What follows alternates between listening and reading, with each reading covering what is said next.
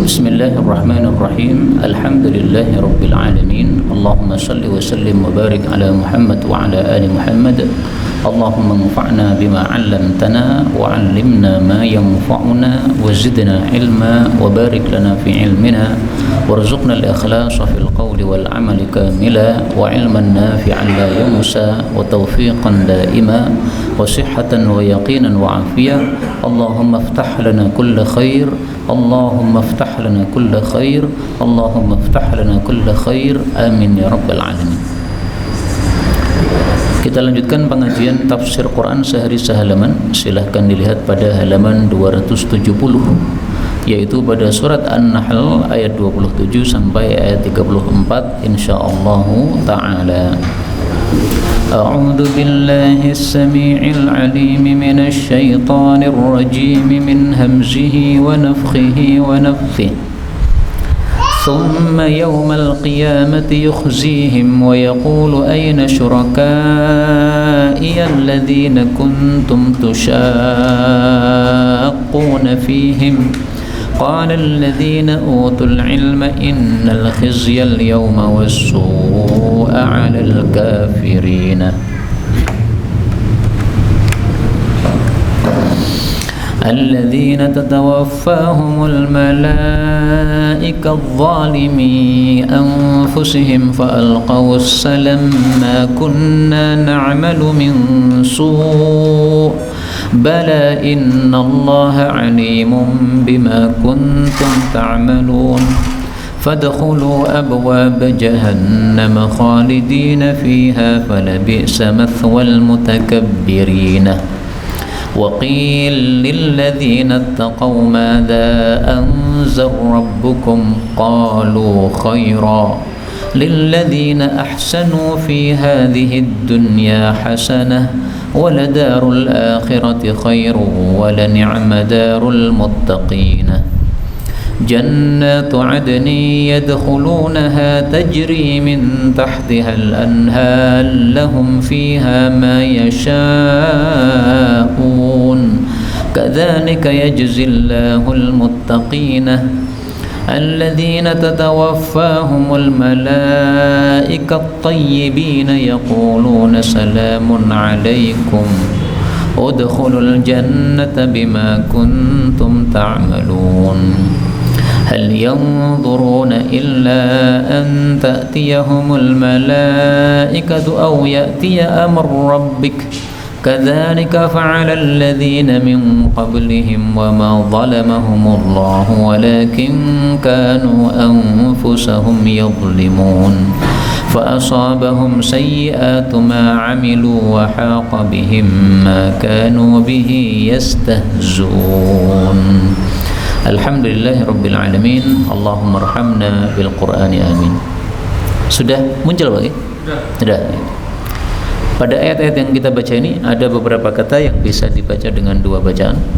Utamanya pada bagian idgham ya. Banyak sekali di sini idgham.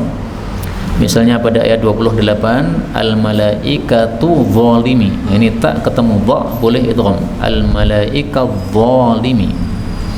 Demikian juga mim ketemu mim idgham as-salam ma kunna. Demikian juga kita temukan idgham pada ayat 30 lam ketemu lam wa qil lil ladzina lam ketemu ra anzar rabbukum. Demikian juga kita temukan idgham juga pada ayat 32 tak ketemu tak ketemu ta al malaikat tayyibin. Demikian juga ra ketemu ra pada ayat 33 juga ya. Amr rabbik. Kemudian pada bagian 34 ayat 34 ini yastahziun, hamzah boleh dihapus menjadi yastahzun sebagaimana biasanya. Kalau tidak salah itu adalah qiraah Abu Ja'far. Ini semua qiraah mutawatirah yang sumbernya dari Sayyidina Rasulullah sallallahu alaihi wasallam. Adapun tafsir ringkasnya, Allah mengatakan pada surah An-Nahl ayat 27. Dan ini masih melanjutkan pembicaraan tentang orang-orang kafir. Karena pada ayat sebelumnya Allah bicara berterus-terusan tentang orang-orang kafir, mulai dari ayat 20, walladzina tad'una min dunillahi la yakhluquna syai'an wa hum yukhlaqun. Ini Allah ngajak bicara tentang orang-orang kafir. Kemudian juga sampai di sini ayat 27, ini masih tentang orang-orang kafir. Allah katakan thumma, kemudian yaumal qiyamati, besok pada hari kiamat, yukhzihim, Allah akan menghinakan mereka orang-orang kafir. Wa yaqulu, dan Allah berkata, aina, di mana, syurakaiya, sekutu-sekutu saya, alladzina, yaitu Tuhan-Tuhan yang kuntum, adalah kalian dulu, yaitu di dunia, tusyaquna, kalian menyelisih, yaitu menyelisih kaum muslimin, fihim, tentang mereka, tentang Tuhan-Tuhan itu. Qala, berkatalah alladzina, orang-orang yang utul ilma, diberi ilmu, yaitu orang-orang yang beriman, innal khizya, sesungguhnya kerendahan, al yauma, pada hari ini, yaitu di akhirat, wasu'a, dan keburukan, maksudnya siksa, itu adalah alal kafirin, bagi orang-orang kafir. Ayat ini menunjukkan bahwa besok di akhirat Allah akan menghinakan orang-orang kafir dan menyiksa mereka dan meledek mereka. Maka Allah bertanya, mana katanya punya Tuhan-Tuhan yang bisa menyelamatkan? Kok sekarang di akhirat tidak ada Tuhan yang berkutik untuk menyelamatkan kalian? Di mana? Nah, ini pertanyaan menghinakan mereka. Maka yang dimaksud yukhzihim di sini, menghinakan mereka, yaitu menghinakan mereka dengan siksa. Maka siksa neraka itu disifati dengan sifat menghinakan dalam banyak ayat. Contohnya pada surat Al-Baqarah ayat 90, ya, walil kafirina adzabum muhin, dan bagi orang-orang kafir itu ada siksa yang menghinakan mereka. Nah, kadang disebut muhin, kadang disebut yukhzihim, tapi artinya sama, yaitu menghinakan. Maka semua yang masuk neraka itu menjadi hina, terhinakan dengan siksa yang ada di dalam neraka. Yang dimaksud syuraka, sekutu-sekutu saya, yaitu maksudnya adalah Tuhan-Tuhan yang mereka sekutukan dengan Allah. Sebenarnya Allah nggak punya sekutu, karena Allah itu laisa kamitslihi syai', nggak ada sesuatu pun yang sama dengan Allah, tapi mereka anggap sebagai sekutunya Allah. Dan mereka mengatakan bahwa sekutunya Allah ini nanti akan memberikan syafaat kepada mereka. Makanya di sini Allah bertanya, di mana sekutu-sekutu kalian? Katanya memberikan syafaat, ternyata kok tidak bisa apa-apa. Sebagaimana disebutkan dalam surat Yunus ayat 18, wa yaquluna, dan orang-orang kafir mengatakan, haula'i, mereka sekutu itu, syufa'auna, itu adalah pemberi syafaat kami, indallah, besok di hadapan Allah Subhanahu wa ta'ala. Ya. Tapi ternyata tidak memberikan syafaat sama sekali kepada mereka besok di akhirat. Kemudian yang dimaksud tusyaqun, menyelisih, ini maksudnya adalah menyelisih orang-orang beriman. Jadi ini berbeda antara orang beriman dengan orang kafir. Kalau orang beriman nyembah Allah cuma satu saja yang disembah, Allah saja. Kalau orang kafir mereka nyembah Allah tapi serta menyembah Tuhan-Tuhan yang lain. Karena itu orang beriman jangan menyerupai orang-orang kafir di sini, nyembah ya Allah saja. Kalau hari-hari ini mungkin ya, ini tanggal 24 ya, Natal tanggal berapa? Nah, besok ya. Nah, itu jangan selamat Natalan kita. Karena masalah ibadah itu sendiri-sendiri. Lakum dinukum waliyadin. Kita harus tusyaqun, kita harus menyelisih. Orang-orang kafir menyelisih kita, kita pun juga menyelisih mereka. Jangan dia campur baur antara ibadah dengan ibadah orang-orang kafir. Selawat di gereja itu nggak benar. Sebagaimana mereka Natalan di masjid juga nggak benar. Mau Natalan silahkan tapi di gereja, mau selawat silahkan tapi di masjid bukan di gereja. Kemudian yang dimaksud utul ilma, orang-orang yang diberi ilmu, ini ditafsirkan oleh para ulama, yaitu orang-orang beriman. Jadi orang beriman itu sudah mendapatkan ilmu tentang Allah sehingga dia iman kepada Allah Subhanahu wa ta'ala. Maka semua panjenengan ini orang-orang berilmu berdasarkan ayat ini, ya. Meskipun berdasarkan ayat yang lain, kita ini bukan orang berilmu. Karena yang disebut orang berilmu di dalam ayat yang lain, orang yang sudah mantap ilmunya itu para ulama. Tapi berdasarkan ayat ini kita semuanya adalah orang-orang berilmu, yaitu kalau dibandingkan dengan orang-orang kafir. Kemudian asu, keburukan, ini maksudnya di sini adalah siksa. Kenapa siksa disebut dengan istilah keburukan? Karena kata-kata sa'a yasu'u itu arti asalnya adalah memburukkan wajah, menyusahkan wajah orang yang terkena dengannya. Nah, sehingga siksa itu disebut su', karena siapapun dapat siksa pasti wajahnya jadi susah, jadi buruk, jadi kelihatan tidak menyenangkan wajahnya itu. Kemudian ayat 28 Allah mengatakan alladzina, yaitu orang-orang yang tatawaffahum, telah mematikan mereka, al malaikatu, para malaikat, zalimi, dalam keadaan mereka itu zalim, anfusihim, terhadap diri mereka. Fa'alqaw, maka mereka itu memberikan as-salama, kepasrahan atau istislam atau ketundukan. Jadi mereka akhirnya tunduk, mereka akhirnya pasrah. Ma kunna, dan mereka mengatakan tidak adalah kami ini na'malu, beramal, min su'in, dari keburukan, yaitu di dunia. Maka Allah jawab, bala, ya, innallaha alim, sesungguhnya Allah maha mengetahui, bima kuntum ta'malun, dengan apapun yang adalah kalian dulu beramal, yaitu di dunia.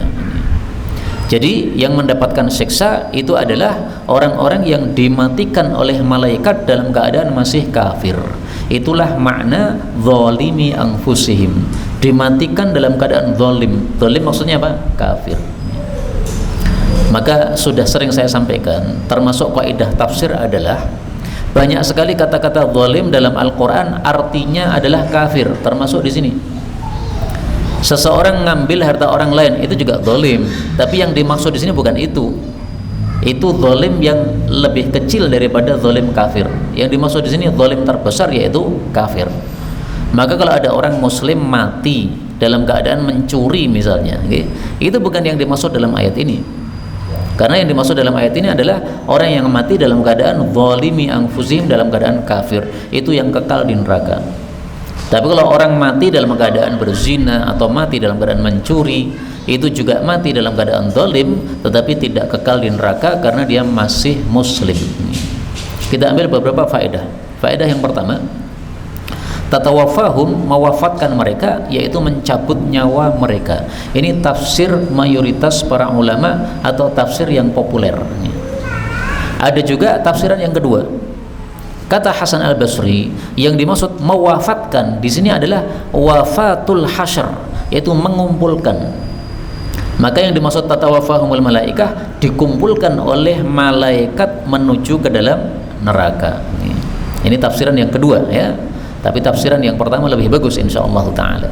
Karena menafsirkan sesuai dengan lafal aslinya, wafat itu yang mati. Nah, kalau yang dimaksud wafat ini adalah mati, muncul pertanyaan, al malaikatu, kok malaikatnya banyak? Kan malaikat maut kan satu kan? Nah, maka jawabnya adalah malaikat maut itu ketika mencabut nyawa itu disertai dengan rombongannya atau teman-temannya, a'wanuhum. Seperti semut, dirubung semut siji tapi koncone akeh. Nah, malaikat maut itu satu tapi temannya banyak. Dan ternyata kita temukan dalam hadis Nabi Shallallahu Alaihi Wasallam, yaitu disebutkan istilahnya adalah malaikat-malaikat rahmat.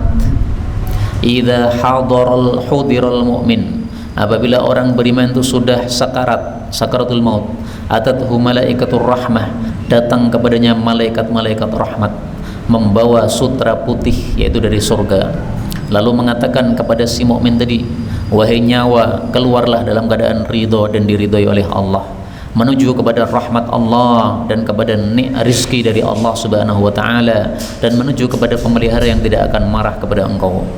Maka roh itu pun keluar seperti paling wanginya bau minyak wangi misik. Tapi ini wangi-wangi yang yang gaib, sehingga kalau ada orang beriman kok tidak berbau wangi, itu jangan menyalahkan hadis ini. Ini wangi yang gaib. Tapi kadang-kadang kegaiban ini dimunculkan oleh Allah, sehingga ada orang mati syahid semuanya merasa ada bau wangi padahal nggak ada yang bawa minyak wangi. Itu dimunculkan oleh Allah Subhanahu wa taala. Tapi asalnya ini adalah wangi yang gaib.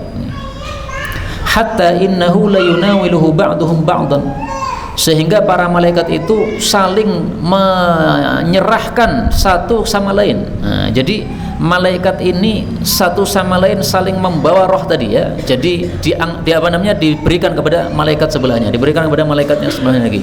Hatta ya'tu bihi babas sama, sampai menuju ke pintu langit. Nah, jadi malaikatnya banyak, tidak hanya satu saja. Ini hadis diriwayatkan oleh Nasai, derajatnya sahih, menjelaskan kata-kata al-malaikah di sini tidak hanya satu malaikat ternyata. Ini kalau orang beriman, maka malaikatnya adalah malaikatur rahmah. Tapi kalau orang kafir, wa innal kafir idza hudira atathu malaikatul adzabi bimashin. Nah, kalau orang-orang kafir, maka yang datang adalah malaikat-malaikat azab dengan membawa senjata-senjata atau siksa-siksa. Nah, ini adalah apa? Penjelasan untuk ayat ini, yaitu ada kalanya malaikat rahmat yang datang, ada kalanya malaikat azab yang datang. Maka Allah Subhanahu wa taala menggunakan kata-kata al-malaikah yang artinya para malaikat atau jamak. Kemudian yang dimaksud di sini fa'alqaus salam, mereka itu pasrah karena tidak bisa apa-apa. Kalau sudah didatangi oleh malaikat-malaikat yang membawa siksa ini, mereka nggak bisa berbuat apa-apa. Akhirnya mereka mengatakan ma kunna na'malu min su', kami tidak pernah beramal buruk, yaitu tidak pernah syirik. Ini adalah perkataan bohong, karena orang-orang kafir selama di dunia melakukan kesyirikan. Dan dari sini kita ambil pelajaran bahwa orang kafir itu memiliki sifat bohong ketika masih hidup maupun sampai mati pun mereka membawa sifat bohong tadi. Karena itu kita orang beriman jangan membawa sifat bohong. Sifat bohong hanya pantas bagi orang-orang kafir dan orang-orang munafik. Kemudian ayat 29 Allah mengatakan fadkhulu, maka masuklah abwaab jahannam, pintu-pintu neraka jahannam, khalidina fiha, kekal di dalamnya, falabisa, maka sungguh jelek, mathwa, tempat tinggal, al-mutakabbirin, bagi orang-orang yang sombong. Pintu jahannam sudah kita bahas bahwa pintu neraka itu ada 7, sebagaimana pintu surga ada 8. Pintu neraka ada 7 disebutkan dalam Quran dan hadis. Pintu surga ada 8 hanya disebutkan dalam hadis, tidak disebutkan dalam Al-Quran. Allah Subhanahu wa taala mengatakan laha sab'atu abwab. Laha bagi neraka sab'atu abwab. Ada pintu yang jumlahnya 7. Likulli babim minhum juz'un maqsum, masing-masing pintu sudah ada jatahnya masing-masing siapa yang masuk lewat darinya. Surat Al-Hijr ayat 44, dan ini sudah pernah kita bahas dulu. Adapun dalam hadis Nabi SAW, Rasulullah bersabda, al-jannatu laha thamaniyatu abwab, surga punya 8 pintu, wan naru laha sab'atu abwab, neraka punya 7 pintu. Kemudian yang dimaksud mutakabbirin, orang-orang yang sombong, yaitu orang-orang yang sombong untuk sujud atau iman kepada Allah Subhanahu wa taala. Maka maksudnya sombong di sini orang-orang kafir. Jadi orang muslim yang masih punya sifat sombong bukan yang dimaksud dalam ayat ini. Meskipun orang muslim yang sombong itu berarti dia jelek karena menyerupai sifatnya orang-orang kafir. Maka siapapun yang sholat itu berarti tidak sombong. Kenapa? Karena dia mau sujud kepada Allah Subhanahu wa taala.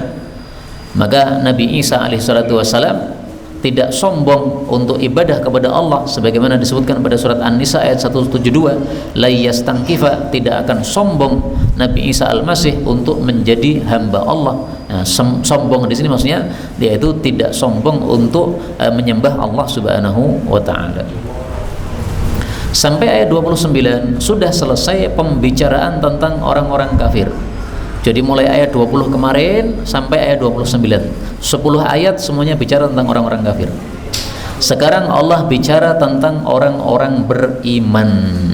Maka ayat-ayat ini termasuk ayat-ayat matsani, di mana setelah bicara tentang orang kafir dan siksanya, Allah bicara tentang orang beriman dan balasannya. Dan tujuannya ayat-ayat matsani supaya muncul 2 sifat bagi orang mukmin dengan imbang, yaitu khauf, takut kepada Allah, dan roja, mengharap rahmat Allah Subhanahu wa taala.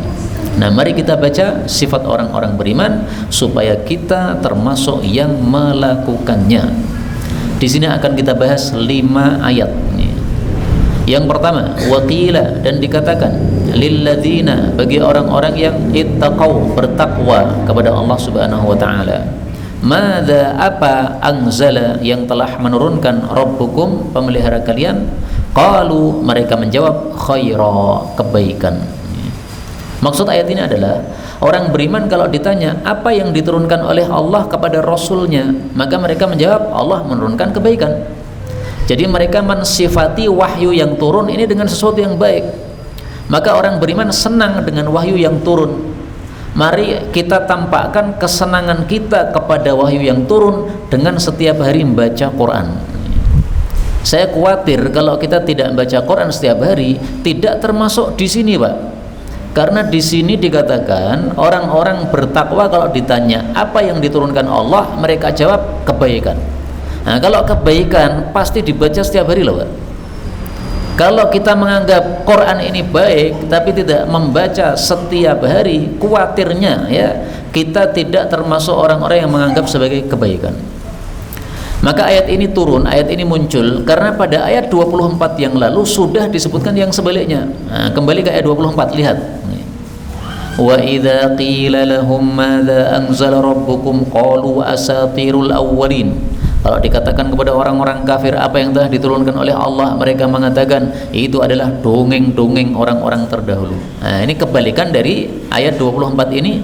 Allah turunkan ayat yang ke-20, ayat yang ke-30 ini.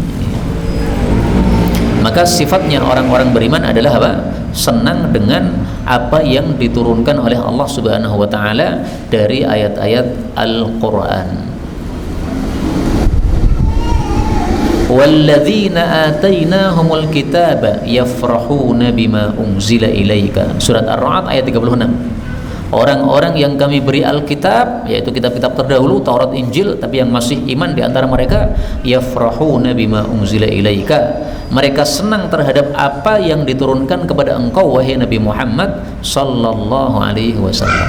Nah, maka orang beriman senang dengan apa yang diturunkan oleh Allah, orang kafir benci dengan apa yang diturunkan oleh Allah Subhanahu wa taala. Sampai di sini sudah selesai jawabannya orang-orang beriman. Qalu khaira, ini sudah titik ya, sudah selesai jawabannya. Lalu Allah kemudian bicara lagi.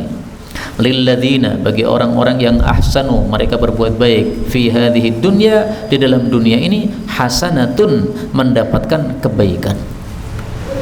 Apa kebaikan yang dimaksud di sini? Kata Ibnu Abbas, kebaikan yang dimaksud di sini adalah tad'iful ajr ilal ashr, dilipat gandanya pahala dari 1 menjadi 10. Jadi setiap satu amal baik kita dikasih pahala oleh Allah minimal 10. Itulah hasanah yang dimaksud dalam ayat ini menurut Ibnu Abbas. Dan saya lebih suka tafsiran ini daripada ulama yang mengatakan hasanah ini adalah surga. Kenapa? 2 sebab. Pertama, karena Allah sudah menyebutkan surga pada kalimat berikutnya, waladarul akhirati khairun, dan sungguh kampung akhirat yaitu surga itu lebih baik. Maka kalau hasanah ini surga, berarti disebutkan 2 padahal maknanya sama. Padahal kata-kata wa dan itu hukum asalnya adalah untuk sesuatu yang berbeda. Misalkan panjenengan mengatakan saya punya anak Ahmad dan Muhammad, itu hukum asalnya adalah 2 anak. Tapi ternyata yang panjenengan maksud adalah 1 anak namanya Ahmad Muhammad. Nah, ini kurang bagus nih. Berarti kalau yang dimaksud 1 ya nggak usah pakai dan. Ini yang pertama, jawaban pertama. Jawaban yang kedua, karena dalam ayat yang lain Allah menyebut surga bukan dengan nama hasanah, tetapi apa? Al-husna. Perhatikan ayatnya, lilladzina ahsanul husna wa ziyadah. Surat Yunus ayat 26. Bagi orang-orang yang berbuat baik mendapatkan husna, yaitu surga. Nah, husna dengan hasanah itu beda. Husna itu artinya sesuatu yang terbaik. Kalau hasanah itu kebaikan. Jadi husna itu tingkatnya lebih tinggi karena maknanya adalah terbaik.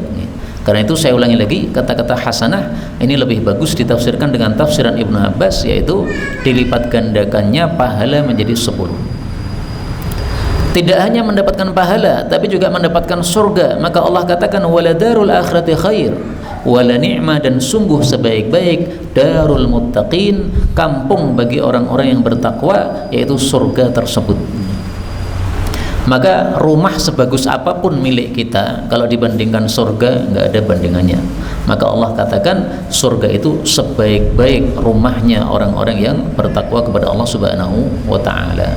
Ini tafsiran yang terkenal atau tafsiran rata-rata para ulama ini. Tapi ada tafsir yang lain, dan tafsir ini menurut saya unik dan agak aneh menurut saya. Kata Hasan Al-Basri, wala ni'ma darul muttaqin, ini bicara tentang dunia. Dunia itu adalah sebaik-baik kampung bagi orang-orang yang bertakwa. Kenapa? Karena dunia itu digunakan oleh orang-orang bertakwa untuk cari pahala. Maka dikatakan sebagai ni'ma darul muttaqin. Maka orang beriman ringkasnya di dunia baik, di akhirat baik.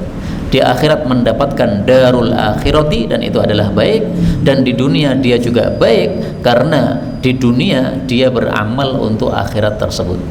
Maka lewat tafsiran Hasan Al-Basri ini kita dapat ambil kesimpulan, mari jadikan dunia sebagai ladang untuk mencari akhirat. Ad-dunya mazra'atul akhirah. Dunia adalah sawah untuk mencari akhirat. Panjenengan dikasih ilmu, jadikanlah ilmu untuk cari pahala. Panjenengan dikasih harta, jadikanlah harta untuk cari pahala. Diberi jabatan, jadikanlah jabatan untuk cari pahala. Apapun yang diberikan oleh Allah kepada kita, mari kita jadikan sebagai ladang cari pahala sehingga menjadi ni'madarul muttaqin. Lalu Allah mengatakan, menjelaskan apa itu darul muttaqin dan darul akhirah. Allah katakan yaitu jannatu adnin, surga-surga yang kekal. Yadkhulunaha, yang mereka akan masuk kepadanya, tajri, yang mengalir min tahtiha, di bawahnya al-anhar, sungai-sungai, lahum, bagi mereka, fiha, di dalamnya, ma yashaun, apapun yang mereka inginkan. Kadzalika, seperti itulah, yajzillahu, Allah membalas al-muttaqin, kepada orang-orang yang bertakwa. Di sini Allah katakan jannat, surga-surga. Maka Rasulullah mengatakan innaha jinanun katsirah, sesungguhnya surga itu banyak, tidak hanya satu saja. Kemudian Allah mengatakan di sini adnin, kekal, berarti surga itu sifatnya tidak ada habisnya sama sekali, sama dengan neraka juga kekal. Hanya saja kalau surga disebut jannatu adnin, tapi kalau neraka disebut darul khuldi, ya, yaitu kampung yang kekal. Kemudian di sini Allah mengatakan al-anhar, sungai-sungai, berarti sungainya bermacam-macam. Nah, macam-macamnya bisa dilihat pada surat Muhammad. Rasulullah sallallahu alaihi wasallam bersabda, fil jannati, di dalam jannah, bahrul ma, ada laut air, ada laut madu, ada laut susu, ada laut minuman keras, kemudian terpecah-pecah menjadi sungai-sungai.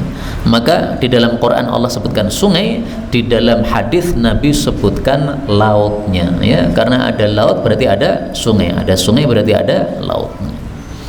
Allah mengatakan mereka mendapatkan apapun yang mereka inginkan di dalam surga.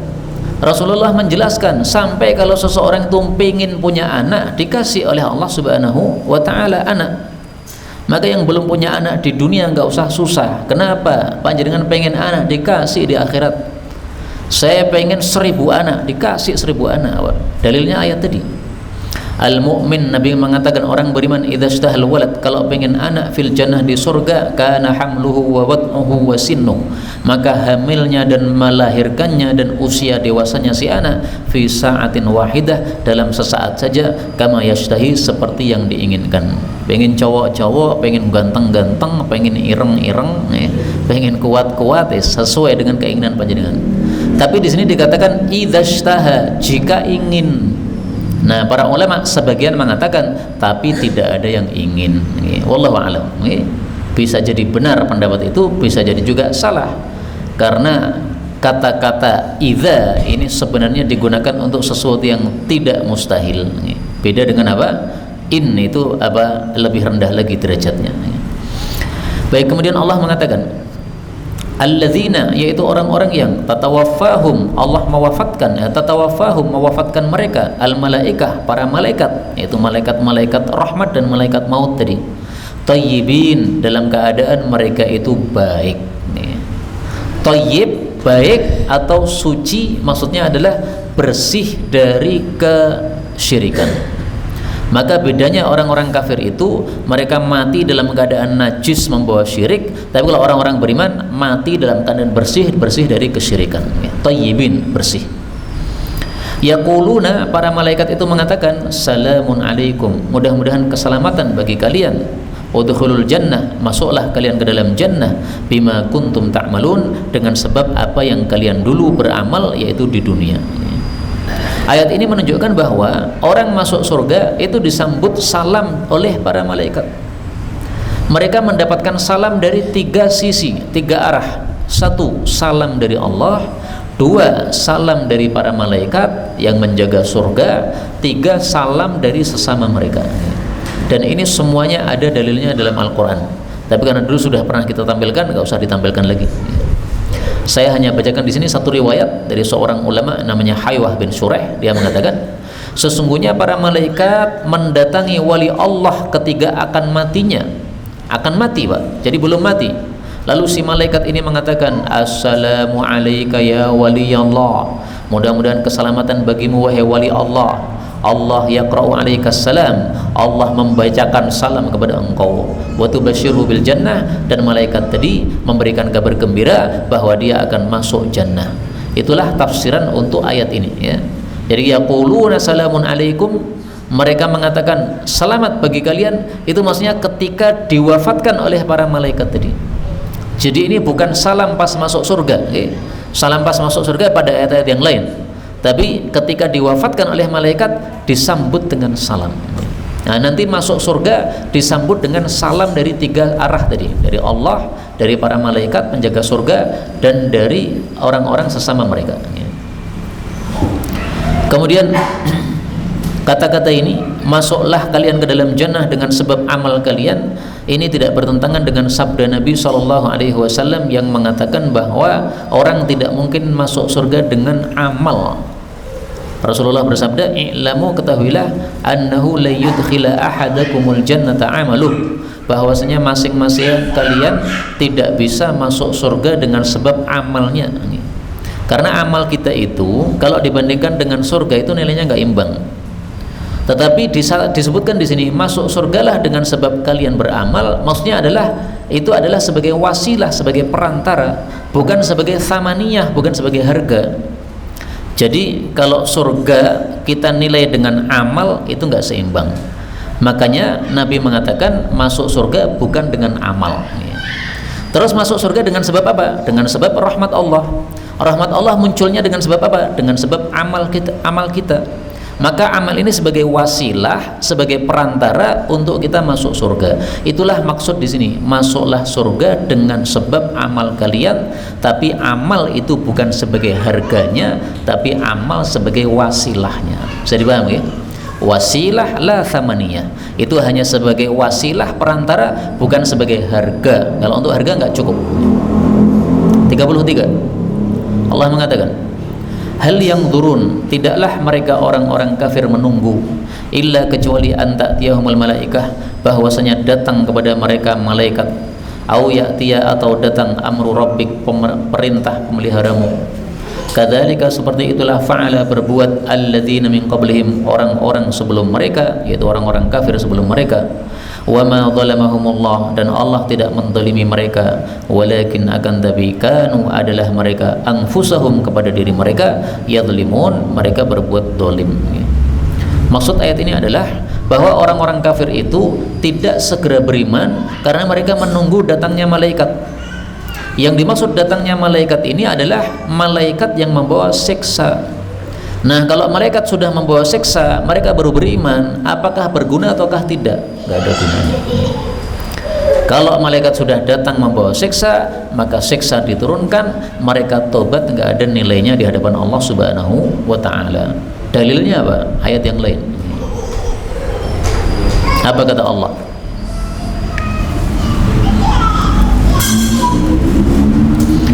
Allah Subhanahu wa ta'ala mengatakan,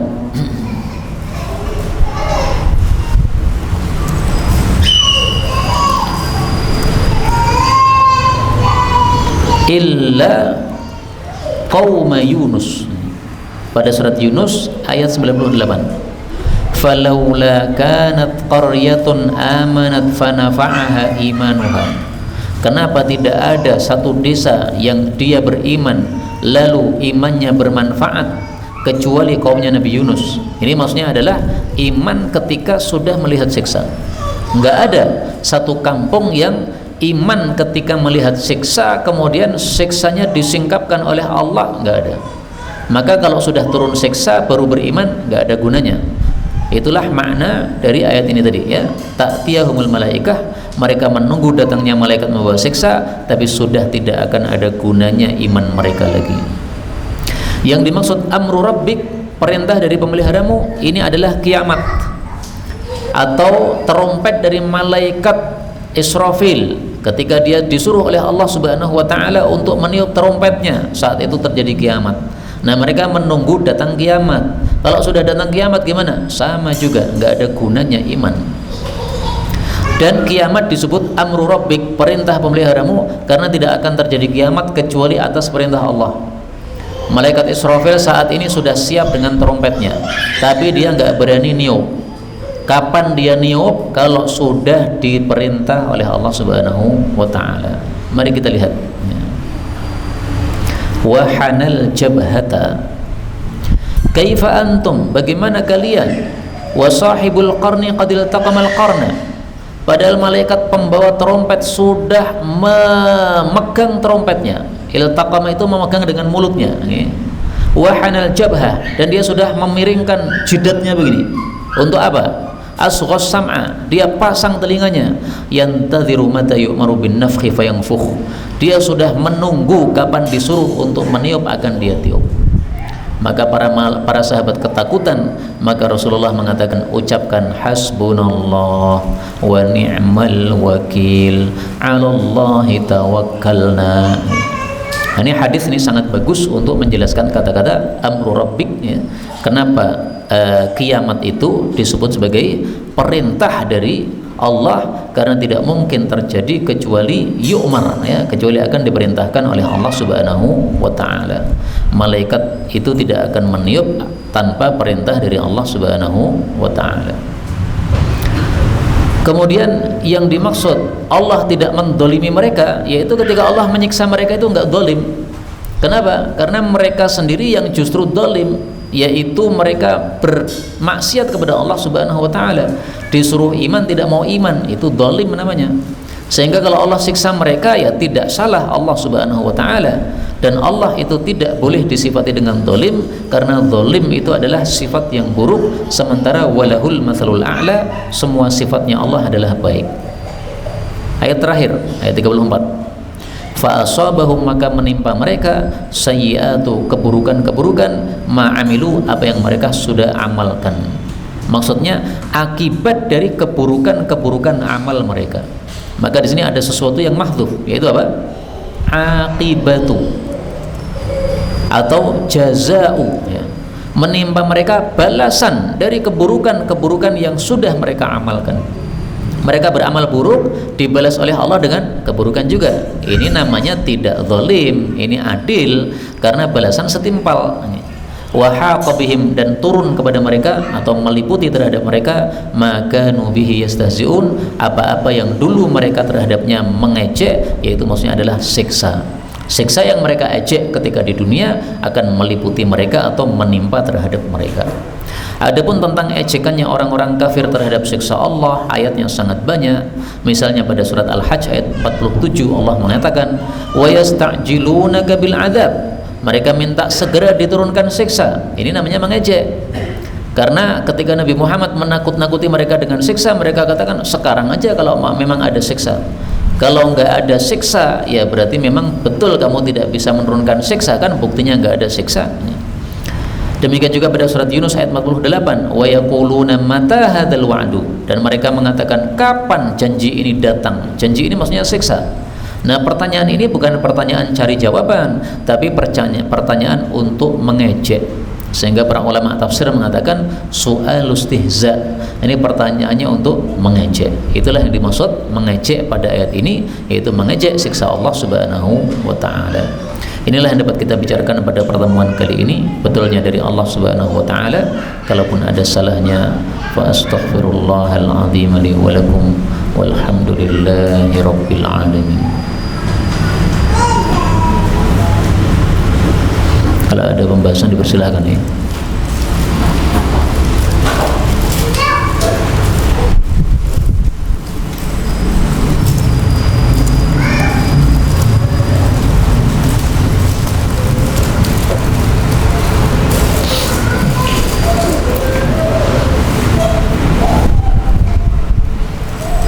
Monggo silakan. Diterapkan tentang pintu neraka ada 7 saya. Ya. Apa saya nama-namanya? Nama-nama pintu neraka tidak kita dapatkan dalam hadis Nabi maupun Al-Quran. Jadi saya nggak tahu nih. Kalau pintu surga kita temukan. Kalau yang di Quran itu bukan pintu-pintu neraka, tapi nama bagi neraka sendiri. Ladha, kalla innaha, ketahuilah sesungguhnya neraka itu ladha. Nah, ini sifat bagi neraka. Dan jumlahnya tidak 7 tapi 8 nih. Maka menunjukkan bahwa ini bukan pintu. Coba dihitung ya. Jahannam, ladha, sa'ir, sakor, hutamah, hawiyah. Nama boleh?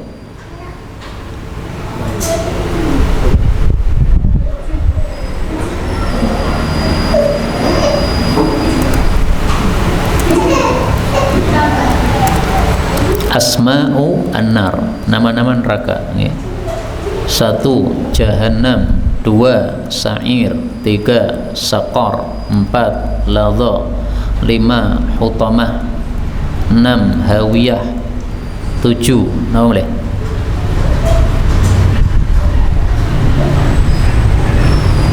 Delapan. Monggo dilengkapi. Apa? Wail, nggih. Apa lagi? Wail, kurang 1.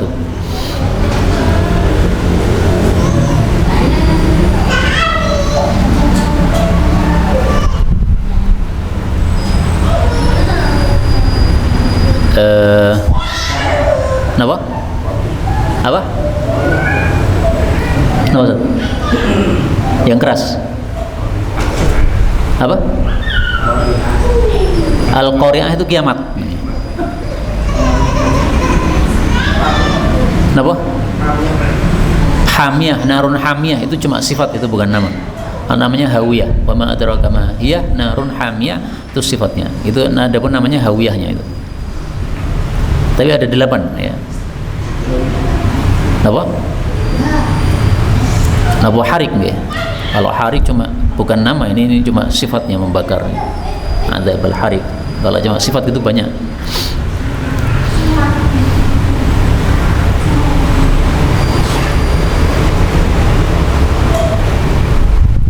Monggo.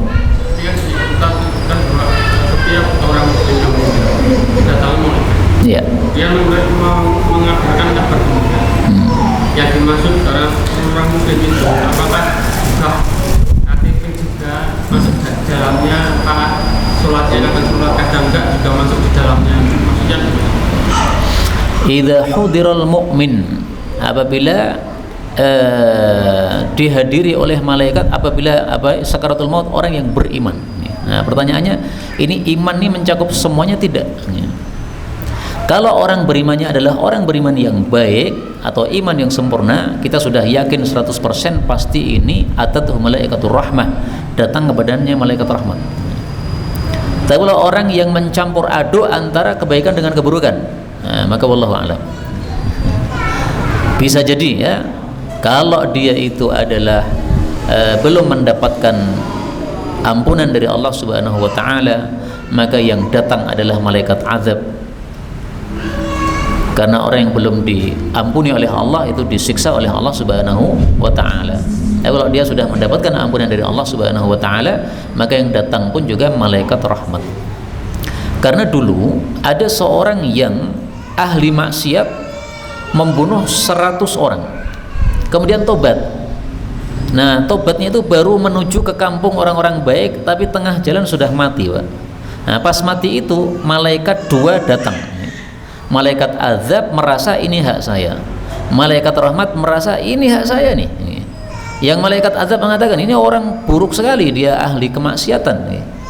Yang malaikat rahmat mengatakan dia ahli kemaksiatan tapi sudah hampir tobat nih, atau sudah tobat tapi baru menuju proses atau perjalanan menuju tobat, berarti jatah saya nih. Nah, karena rebutan maka Allah memberikan hukum terhadap mereka. Ya sudah dihitung aja dari kampungnya yang buruk dulu dengan kampungnya yang baik, itu lebih dekat mana? Ternyata lebih dekat cuma 1 jengkal saja. Maka Allah katakan sudah, ini jatahnya malaikat rahmat. Nah, maka dari sini kita ambil pelajaran ya, bahwa kalau orang beriman ini yang sudah diberi tobat oleh Allah Subhanahu wa taala, maka malaikat rahmah pasti ini. Tapi kalau belum dikasih tobat oleh Allah Subhanahu wa taala ya, maka bisa jadi hukumnya sama dengan orang kafir, yaitu didatangi oleh malaikat azab. Wallahu a'lam. Apa? Hawiyah sudah itu nomor 6 nih. Sa'ir sudah. Sa'ir, saqar, ladha, hutamah, hawiyah, wail. Apa? Jahim. Ini populer malah lupa nih. Nah, ini jimnya 2 ya, jahannam, jahim. Sinnya 2, sa'ir, saqar. Kemudian ladha sama ini ha sama ha mendekati ya. Ha, hutamah, hawiyah. Kemudian ladha, wail. Bon 8. Maka ini bukanlah pintu, karena pintunya cuma 7 ini. Wallahu a'lam bishawab. Alhamdulillahirabbil alamin.